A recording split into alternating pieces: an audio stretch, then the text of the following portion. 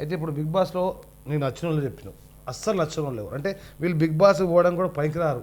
అంటే స్టార్టింగ్ నుంచి ఇప్పటిదాకా వచ్చి ఎలిమినేట్ అయిపోయిన కంటెస్టెంట్ కానీ వీళ్ళు ఉన్న కంటెస్టెంట్లు కానీ అసలు నీకు నచ్చని కంటెస్టెంట్, అంటే వీళ్ళు బిగ్ బాస్ పనికిరారు ఎందుకు తీసుకొచ్చి పెట్టిరు అన్నట్టు అనిపించిన కంటెస్టెంట్ ఎవరున్నారు? నాకైతే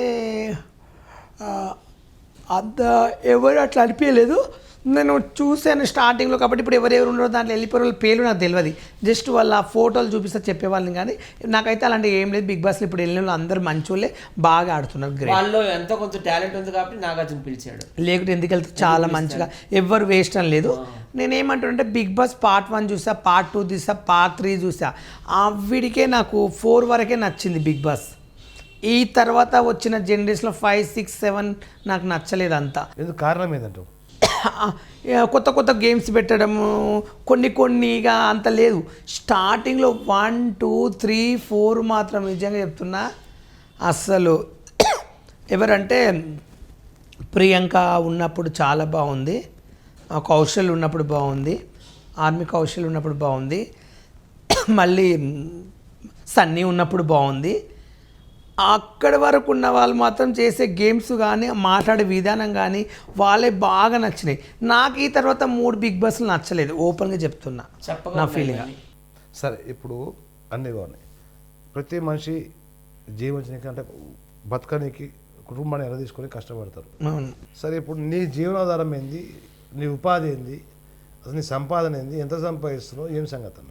చూడండి, నేను ఓపిక చెప్తే నాకు నెలకు 20,000 వస్తాయి, 10,000 వస్తాయి, ఒక నెల 15,000 వస్తాయి, ఒక నెల 20,000 వస్తాయి, ఒక నెల 30,000 వస్తాయి, ఒక నెల 40,000 వస్తాయి. ఒక నెల మొత్తం రూపాయి కూడా రాదు.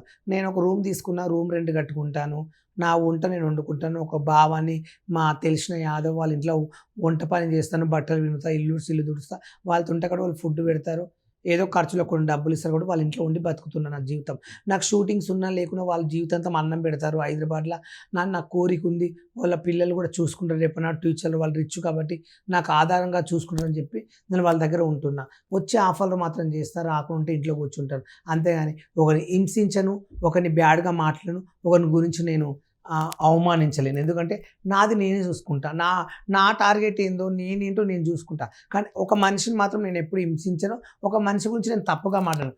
ఆ మనిషి నన్ను ఎవరైనా సరే ఇండస్ట్రీలో కానీ యూట్యూబ్లో కానీ రోడ్ మీద వెళ్తుంటే కానీ ఎక్కడైనా సరే నన్ను చీప్గా చూసి నా గురించి తప్పుగా మాట్లాడడం అని మాత్రం అస్సలు వదిలిపెట్టను.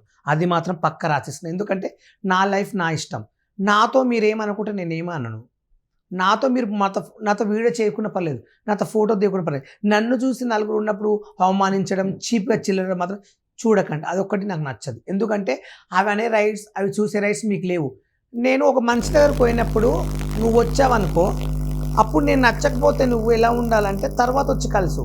పోల ముందర నా పరువు తీస్తే నాకెంత మండుతుంది, వాళ్ళక్కడ నేనే తోపు అనుకుంటా. అది గుర్తుపెట్టుకోండి నా మాట. అది నా వీడియోలు నేను చేసుకుంటాను, నాకు నచ్చినట్టు నేను ఉంటాను.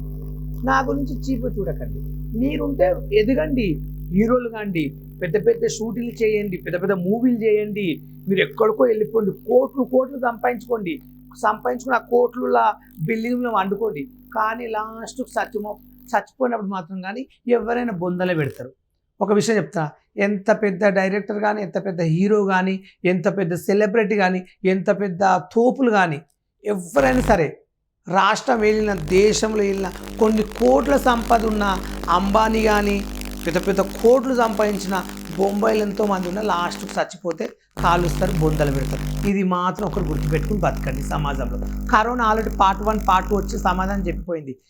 కరోనా నుంచి వాసన వస్తే చచ్చిపోయినారు, జస్ట్ ఇట్లా వాకి చచ్చిపోయిన ఉండరు. అప్పుడు కోట్లు ఎక్కడ పోయినాయి, లక్షలు ఎక్కడ పోయినాయి, ఏ సెలబ్రిటీ ఎక్కడ పోయింది, అప్పుడు ఏ మనిషి ఎన్ని డబ్బులు ఉన్నా కరోనా అనేది బుద్ధి చెప్పిపోయింది. ఇప్పటికైనా మారండి. మనిషి ఆత్మ, గుండె, ఊపిరినంత వరకు మనిషికి విలువ. ఆ ఊపిరి పోయిందంటే 3 రోజులు ఏడ్చామంటే 4వ రోజు ఆయన మర్చిపోతాం. ఎంత పెద్ద సెలబ్రిటీ అయినా చచ్చిపోయిన 2 రోజులు పోయి ఏడ్చి వస్తాం. 3వ రోజు ఆయన గురించి ఎవ్వడు పట్టించుకోడు. వాళ్ళ ఫ్యామిలీలో ఎవరికి ఆపద వచ్చినా వెళ్ళరు, వాళ్ళ ఆస్తుల మీద వెళ్ళి ఆశపడతారు. కానీ అది మాత్రం గుర్తుపెట్టుకుని బతకండి.